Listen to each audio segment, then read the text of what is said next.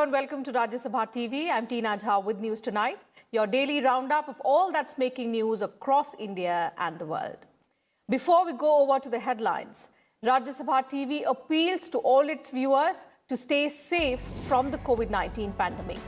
Wear face masks, wash hands and face regularly, and maintain physical distancing while stepping outside. Remember, these simple precautions are all that it takes to defeat the pandemic.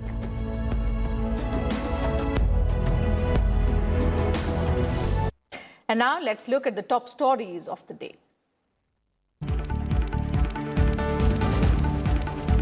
In Bihar, trends show the NDA passed the halfway mark, counting to continue till late night. JDU candidate leads in Valmiki Nagar Lok Sabha by poll results.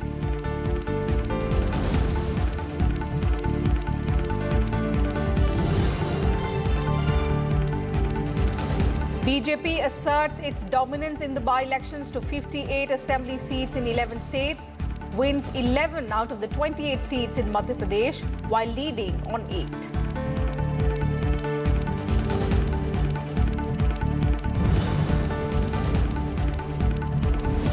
Prime Minister Modi targets China and Pakistan, decries efforts to bring bilateral issues into SCO agenda, emphasizes need to respect each other's territorial integrity, also calls for fundamental reforms in the United Nations.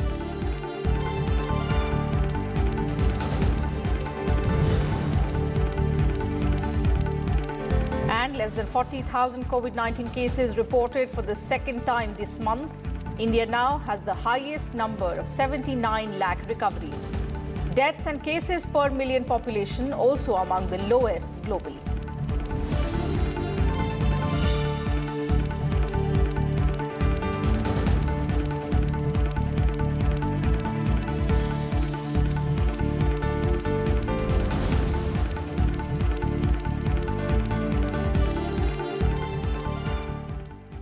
The counting of votes for 243 assembly constituencies in Bihar is currently underway, even as the NDA retained an edge over the RJD-led Grand Alliance for most part of the day. As per the current trends, the NDA is ahead of the Grand Alliance. The NDA is leading in 125 assembly seats, while the Grand Alliance is leading in 111 seats. The third front is leading on 6 seats, while others are leading currently on 1 seat. In the 243-member assembly, the majority mark is 122. There will be an average of 35 rounds of counting in each constituency, and the final results are expected by late night. The Election Commission said over 1 crore votes were counted till around 1:30 p.m. out of nearly 4.16 crore votes polled in the 3-phase elections in Bihar. By 9 p.m., nearly 60 to 70% of the votes were counted. Of the nearly 7.3 crore electorate, 57.09% had cast votes in the polls. The Election Commission officials said the counting had been glitch-free. To ensure social distancing due to the COVID-19 pandemic, the Commission had increased polling stations from nearly 65,000 in the 2015 assembly polls to 1.06 lakh. This meant an increase in the number of electronic voting machines as well. Also, there were nearly 35 rounds for counting on an average for each seat. Responding to questions about the reliability of EVMs, Deputy Election Commissioner in charge of EVMs, Sudeep Jain, said the machines are absolutely tamper-proof. The NDA hovered between 125 to 131 seats, crossing the halfway mark of 122 in the afternoon itself, while the Mahagathbandhan tracked its progress between 112 to 120 seats. In many seats, the vote margin was less than 1,000. Among the prominent candidates, Mahagathbandhan's chief ministerial candidate Tejasvi Yadav was leading in Raghopur. His elder brother Tej Pratap Yadav was leading in Hasanpur. NDA ally and HAM leader Jitan Ram Manjhi is leading in Imamganj. A host of Bihar ministers, including Nand Kishore Yadav and Brijendra Prasad Yadav, are leading. Trends show the tag of the single largest party shifting by turns between the BJP and the RJD. The Mahagathbandhan's left partners also witnessed a resurgence, with the CPIML leading in as many as 13 seats. So with counting underway, all political parties have expressed confidence of a win. Let's listen in to some of the reactions coming in from political leaders of different parties.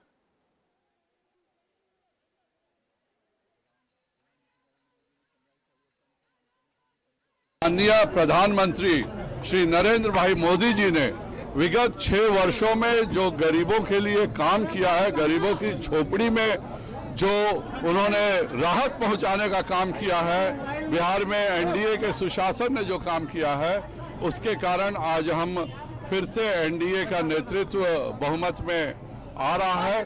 और इसके लिए मैं बिहार की जनता को Bharatiya Janata party की तरफ से, NDA गठबंधन की तरफ से बहुत बहुत आभार व्यक्त करता हूं। मैं शुरू से कह रहा था कि एग्जिट पोल गलत है। 2015 का देख लीजिए, 2010 का देख लीजिए, 2019 में लोकसभा चुनाव का देख लीजिए, सारा एग्जिट पोल गलत हुआ है। क्यों? एग्जिट पोल में जब हमने देखा जो सीट हरवा रहे, पटना का सीट हरवा रहे, हम लोग गांव-गांव घूमे, विधानसभा क्षेत्र में घूमे, वहां के लोगों का क्या रुझान था, वो लोग क्या चाहते हैं। इसलिए बिहार के 12 करोड़ जनता ने नीतीश कुमार जी के किए कार्यों पर भरोसा जताया है।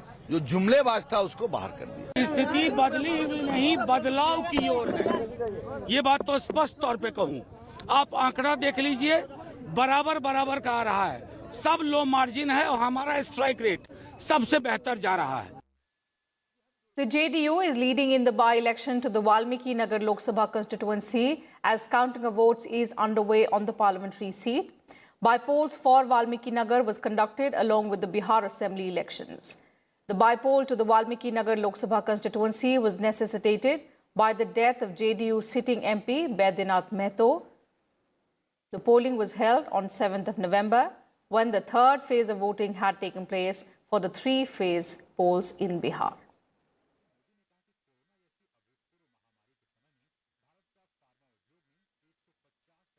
And counting is also underway in the 59 assembly seats for which by-polls were held in 11 states on Tuesday. By-elections were held on 3rd of November for 54 assembly seats in 10 states, while 4 assembly seats went to by-polls in Manipur on the 7th of November. In Madhya Pradesh, the ruling BJP is leading in 19 of the 28 assembly seats where by-polls were held. Out of the 28 seats, the BJP won 12 and is currently leading on 7 seats. The trends show that the BJP is in a strong position to retain power in the state. The Congress bagged 3 seats and is leading on 6. In Gujarat, the ruling BJP made a clean sweep, winning all 8 assembly constituencies where the by-polls were held. The by-polls were held following the resignations of Congress MLAs early this year.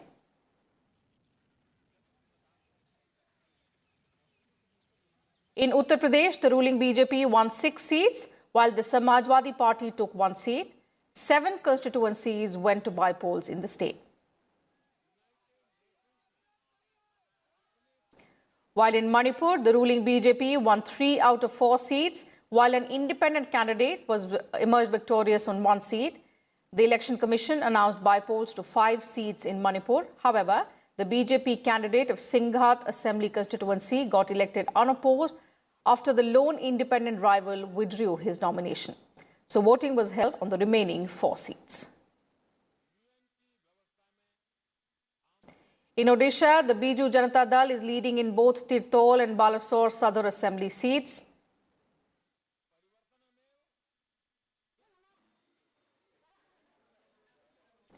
In Nagaland, voting was held on 2 assembly constituencies. The Nationalist Democratic Progressive Party won 1 seat. An independent candidate was announced the winner on another seat.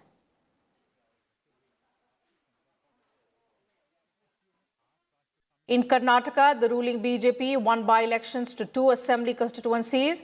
The party recorded its first ever victory in the Sira assembly segment in Tumkur district, with the CM Rajesh Gowda winning by a margin of over 12,000 votes. In the state of Jharkhand, JMM candidate Basant Soren won from Dumka by 6,500 votes, while Congress candidate Kumar Jayamangal won from Barmo seat by 15,000 votes. By-polls were held for 2 assembly seats in Jharkhand. Besides, bypolls were also held for a seat each in Chhattisgarh, Telangana and Haryana. In Chhattisgarh, the ruling Congress won the Marwahi Assembly seat. In Telangana, BJP candidate won the Dubakka seat, while in Haryana, Congress candidate Indu Raj Narwal won the Baroda Assembly seat.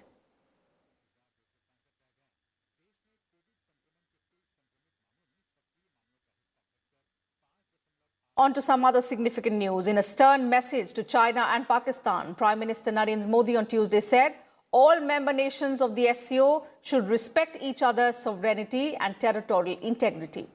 Addressing the virtual summit of the 8-member Shanghai Cooperation Organization, the Prime Minister raised concerns over attempts to bring in bilateral issues into the organization's agenda of the 8-nation regional grouping that primarily focuses on security and defense issues. The Prime Minister delivered the message in the presence of Chinese President Xi Jinping and Pakistani Prime Minister Imran Khan, who were among the heads of governments attending the summit, chaired by Russian President Vladimir Putin. Bharat का शांति, सुरक्षा और समृद्धि पर दृढ़ विश्वास है और हमने हमेशा आतंकवाद, अवैध हथियारों की तस्करी, ड्रग्स और मनी लॉन्ड्रिंग के विरोध में आवाज उठाई है।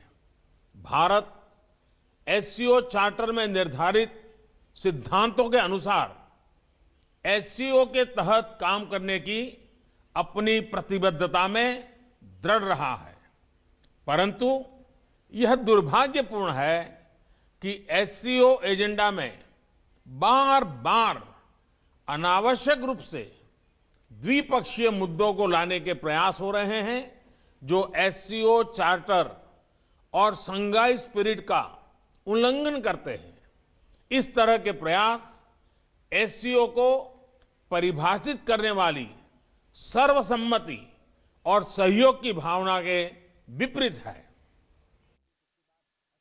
Referring to COVID-19, the Prime Minister said India will use its capacity in production and distribution of vaccines to help the entire humanity in fighting the pandemic. अभूतपूर्व महामारी के इस अत्यंत कठिन समय में भारत के फार्मा उद्योग ने 150 से अधिक देशों को आवश्यक दवाएं भेजी हैं।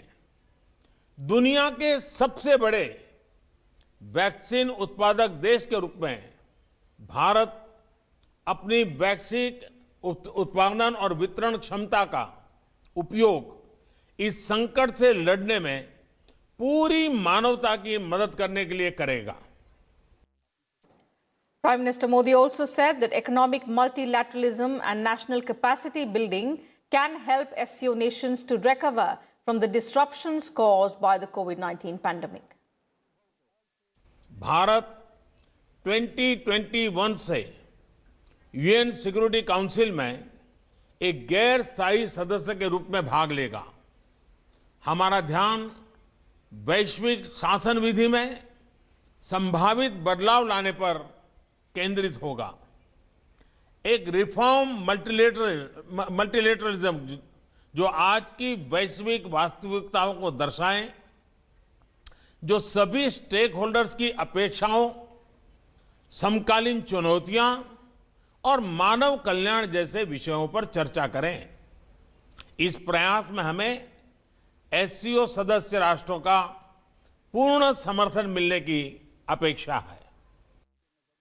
Foreign Secretary Harshvardhan Shringla held a series of meetings with the Maldivian leadership and reviewed the progress of key infrastructure projects on Tuesday.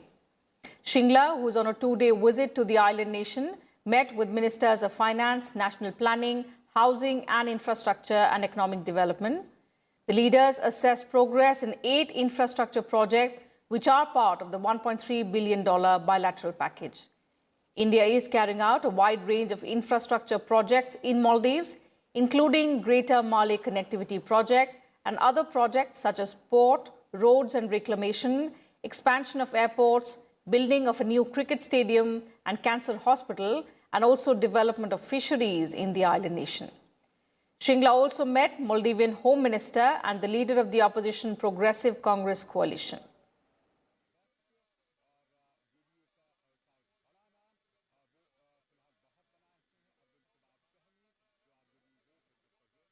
And time now for the latest COVID-19 situation in the country. Sustained decrease in the number of active cases over the past few weeks continues in India,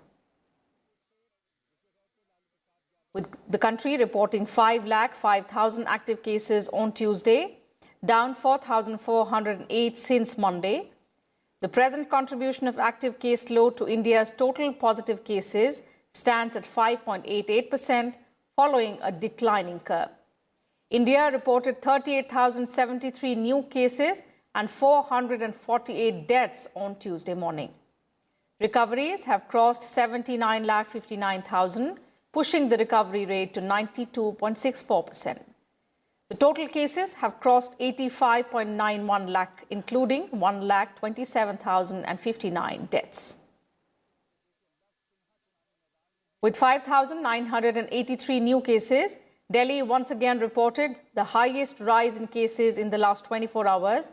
However, the new numbers were much less than its previous day tally of 7,745 new cases.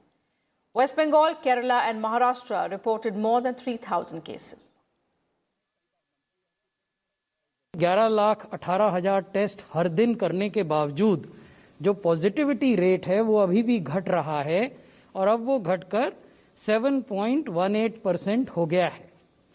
यदि हम 24 घंटे के positivity rate देखें पिछले सप्ताह में तो वो और भी नीचे हैं और 4.2% है। ये केसेस पर मिलियन की जानकारी हम आपको दे रहे हैं। अभी भी हम विश्व में सबसे कम केस पर मिलियन वाले देशों में से एक हैं। In a major breakthrough in the fight against the COVID-19 pandemic, American firm Pfizer has said its experimental vaccine was more than 90% effective in preventing COVID-19. The claim is based on initial data from a large study. The potential vaccine being developed by Pfizer and its German partner BioNTech has been found effective with no serious safety concerns so far. Phase 3 clinical trial of the vaccine began on 27th of July, involving over 43,530 participants. The companies expect to seek U.S. emergency use authorization later this month. They expect to produce up to 50 million vaccine doses by the end of the year and up to 1.3 billion doses in 2021. However, the handling of the vaccine remains a concern as it needs to be stored at -70 degrees Celsius. The vaccine is among 10 potential vaccine candidates in late-stage testing around the world. Another U.S. company, Moderna, is likely to report results from its large-scale trial later this month. Vaccines developed by UK-based Oxford and AstraZeneca and Johnson & Johnson are among other front-runner candidates. Calling the progress on COVID-19 vaccine excellent, President-elect Joe Biden said that people must continue to follow health measures, including face masks and social distancing in America, while the WHO chief has said that the news on Pfizer vaccine was encouraging. India's indigenous novel coronavirus vaccines are also at an advanced stage of testing. Health Ministry Secretary Rajesh Bhushan has said that the National Expert Group on COVID-19 Vaccine Administration is in dialogue with all vaccine manufacturers, including domestic as well as foreign manufacturers. The National Expert Group on Vaccine Administration is in dialogue with all vaccine manufacturers, including domestic manufacturers as well as foreign manufacturers. When we continue this dialogue, we not only look at the status of development of their vaccines, we also look at the regulatory approvals. Where have they progressed? In some other news, the Parliamentary Standing Committees on Social Justice and Empowerment met on Tuesday. Representatives of the Ministry of Social Justice and Empowerment briefed the panel on the assessment of scheme for Implementation of Persons with Disabilities Act 2016. The committee was also briefed on the Babu Jagjeevan Ram Chhatravas Yojana for SC boys and girls. The Parliamentary Standing Committee on Information Technology also held its meeting on Tuesday. Evidence by Department of Telecommunications and TRAI on preparedness for 5G was also on the agenda. The panel was briefed by representatives of the IT Ministry on the technology initiatives taken in the wake of the COVID-19 pandemic.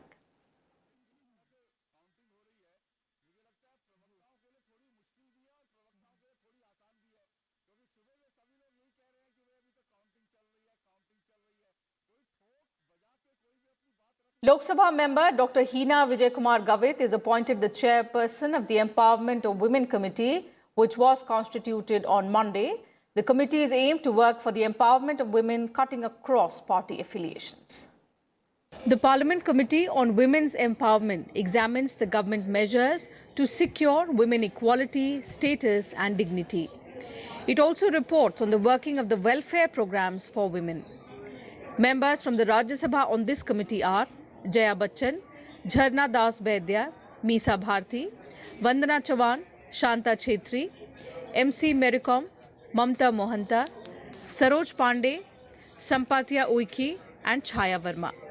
While members from the Lok Sabha on the committee include Dr. Hina Vijay Kumar Gavit, Locket Chatterjee, Sangeeta Kumari Singh Dev, Annapurna Devi, Ramya Haridas, K. Kanimori, Shobha Karnlaje, Malotu Kavita, Raksha Nikhil Khadse, Poonamben Hemadbhai Madam, Jyotsna Charandas Mahend, Jaskor Meena, Queen Oja, Shardaben Anil Bhai Patel, Riti Pathak, Navneet Ravi Rana, Shatabdi Roy, Gomti Sai, Sharmishtha Sethi and Geeta Vishwanath Vanga.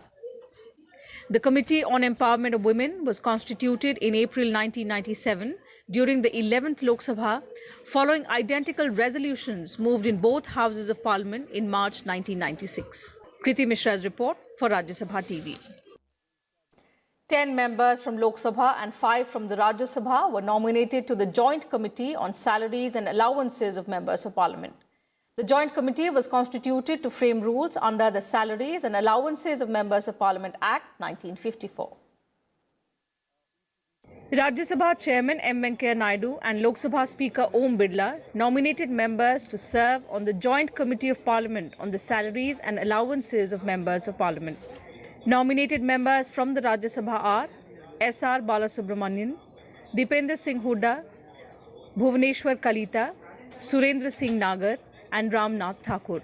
From the lower house, the members on the committee include Sanjay Bhatia, Chandra Prakash Chaudhary, Dr. S.T. Hassan, Professor Rita Bahuguna Joshi, Mohan Bhai Kalyanji Bhai Kundaria, Adur Rakesh, Tirath Singh Rawat, G.M. Siddeshwara, Mahabali Singh and Sunil Kumar Soni. The Joint Committee is a standing committee of Parliament. A member of the committee holds office for 1 year from the date of his or her nomination. The committee determines its own rules of procedure. The Joint Committee is empowered to make rules on matters specified in Salary, Allowances and Pensions of Members of Parliament Act 1954. The Act pertains to regulation in the payment of allowances pertaining to travel constituency expenses, pension, provision of medical, housing, telephone, water and electricity facilities. The members of the Joint Committee elect its chairman. Rules made by the Joint Committee are approved and confirmed by the Chairman of the Rajya Sabha and the Speaker of the Lok Sabha and are published in the Gazette. Kriti Mishra's report for Rajya Sabha TV. With a view to advise the Lok Sabha Speaker on matters concerning the development of the library, an advisory committee called the Library Committee was constituted from 9th October 2020. The Library Committee has 5 Lok Sabha members nominated by the Speaker and 3 members from the Rajya Sabha nominated by the Rajya Sabha Chairman.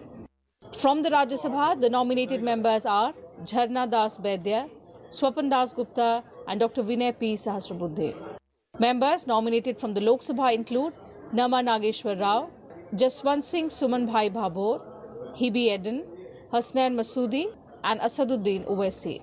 The committee is a liaison between the members of Parliament and the library.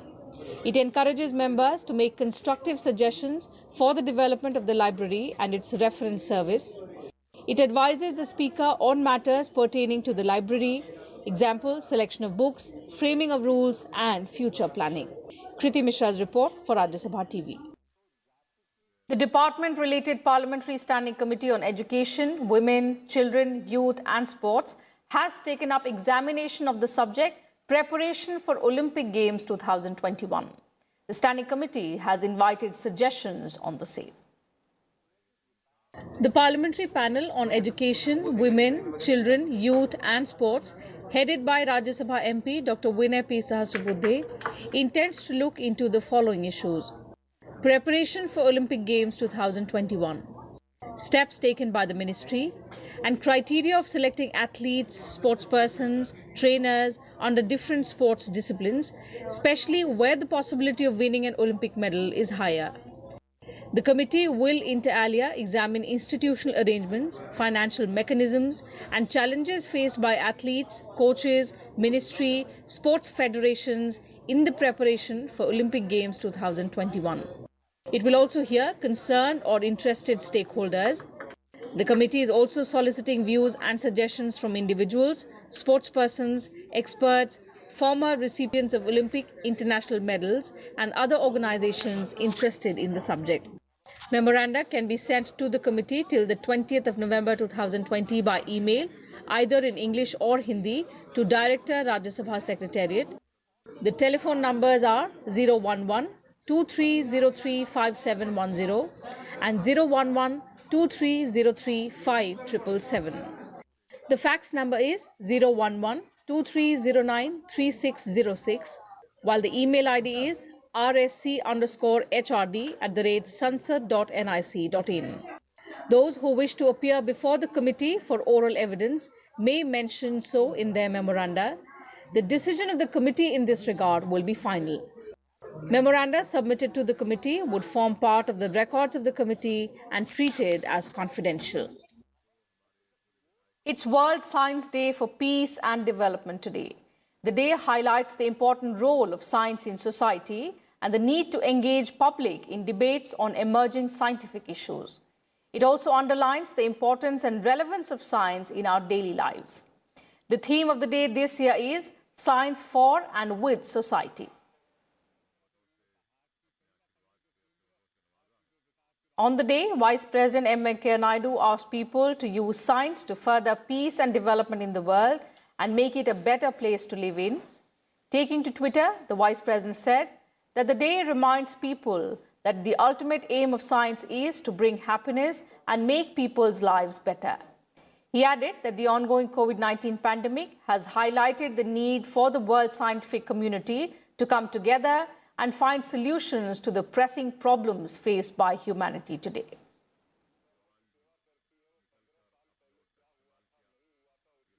So that's it from us in this bulletin. But before we leave, we once again appeal to all our viewers to stay safe from the COVID-19 pandemic. Wear face masks, wash hands and face regularly, and maintain physical distancing while stepping outside. Remember, these simple precautions are all that it takes to defeat the pandemic. Good night, and thanks very much for your time.